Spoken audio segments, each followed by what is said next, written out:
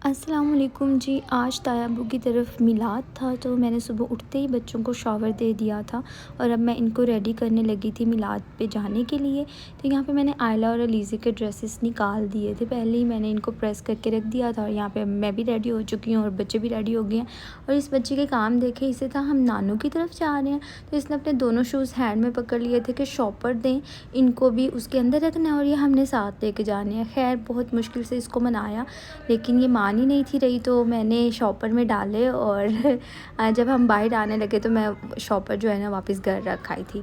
यहाँ पे आ गए थे हम मिलाद पे। मैंने कुछ इतना ज़्यादा जो है ना क्लिप्स वगैरह रिकॉर्ड नहीं थे किए और आयला फुल टाइम जो है ना उसने मेरी जान ही नहीं थी छोड़ी और ऑल द टाइम वो मेरे साथ ही रही थी। अलीज़े आंटी साजिदा ने पकड़ा हुआ था उसको। तो ये कि थोड़ा सा काफ़ी मज़ा आया था मिलाद पे और इतने ज़्यादा काम थे ना आज करने के लिए और यहाँ पे आना भी ज़रूरी था। तो बस अब घर जाके फटाफट से हम सारे काम करेंगे। मामा पापा ने बाज़ार जाना था तो यहाँ पे मैं आ गई हूँ घर वापस। और आते किचन इतना गंदा हुआ था ना और मुझे था कि ओ अब जल्दी से पहले इसको क्लीन करो। मैंने आते ही सबसे पहले किचन क्लीन किया था। मामा पापा बाज़ार चले गए थे और दैन मैं अलीज़े को लेके आ गई थी रूम में। उसको मैंने सुलाना था, उसको मैंने सुला के ना मामा के रूम में डाल दिए थे, बिकॉज़ आज मेरा दिल था थोड़ा सा ना कोई पिक्चर्स वगैरह लूँ। तो बस अलीज़े सो गई थी। उसके बाद आयला जो है ना बाहर अपने बाबा के पास थी, तो फिर मैंने थोड़ी सी पिक्स वगैरह ली थी अपनी और उतने में अभी मैं थोड़ा सा लाइक रेडी सी हुई थी और पिक्चर्स वगैरह थोड़ी सी बनाई थी। तो उतने में अलीज़े अगेन उठ गई थी। तो बस फिर बच्चे उठ जाए ना तो फिर मम्मा का कोई काम नहीं होता। तो अच्छा, एक छोटी सी रिक्वेस्ट है आप लोगों से कि आपने चैनल को सब्सक्राइब करना है और साथ ही साथ बेल आइकन को भी प्रेस करना है। बस जैसे ही अलीज़े उठी है ना, मेरा दिल था इसे फ़ौरन से चेंज करवा दूँ और इसकी मस्तियाँ देखें। मैं इसको इस तरफ से पकड़ने लगती थी, वो दूसरी तरफ भाग जाती थी और यहाँ पे खुद ही वो सारे ड्रेसेस अपने ऊपर रख के देख रही थी कि मैं खुद ही पहनूँगी।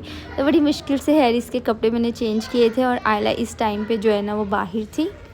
सबसे ज़्यादा मुश्किल काम मुझे लगता है जब मैंने आयला को ना चेंज करवाना होता है। आयला बहुत ज़िद करती है, अब आई डोंट नो वो क्यों इतनी ज़िद्दी हो गई है, लेकिन ये कि वो बहुत ज़िद करवा के मुझसे कपड़े वगैरह चेंज करवाती है और बस मुझे बहुत मुश्किल काम लगता है उसको रेडी करना।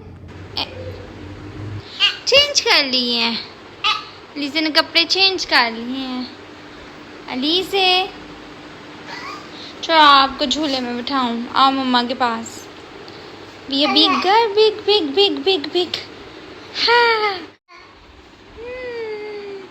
अब हम जाएंगे अम्मी अब्बू के लिए रोटी बनाने। अलीज़े को मैंने झूले में बिठा दिया था और फिर मैं आ गई थी ऊपर। तो मामा बाबा के लिए रोटी बनानी थी, साथ में बच्चों की रोटी बनानी थी। तो फिर मैंने सोचा कि जल्दी से ना गैस जाने का भी टाइम था, तो मैंने कहा इनके लिए ना फ़्राइज़ बना देती हूँ, फ़्राइज़ बहुत खुश होके खा लेती हैं।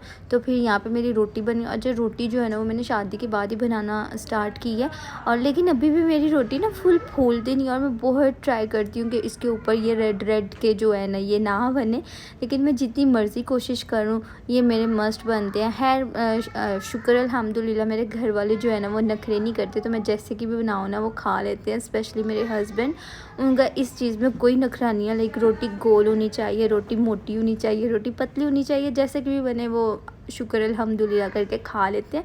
तो इस चीज़ में ना मेरा काफ़ी फ़ायदा हो गया।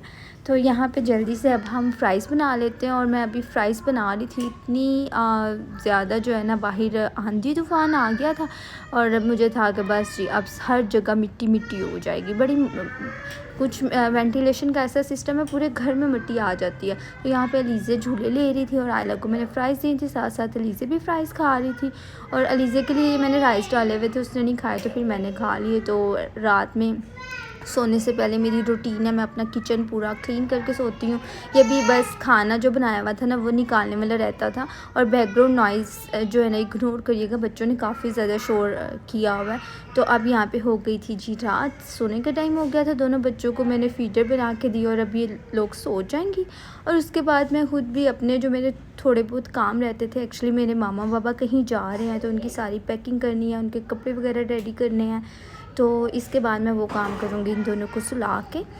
अच्छा, मोस्टली बच्चों की ये रूटीन होती है कि वो रात में सोते हैं ना, तो फिर वो सुबह ही उठते हैं। लेकिन मेरे बच्चे तो तौबा, मम्मा यहाँ से सुला के थोड़ा-सा बाहर, इवन मैं वॉशरूम में जाती हूँ तो मेरे आने तक कोई ना कोई उठ के बैठा होता है।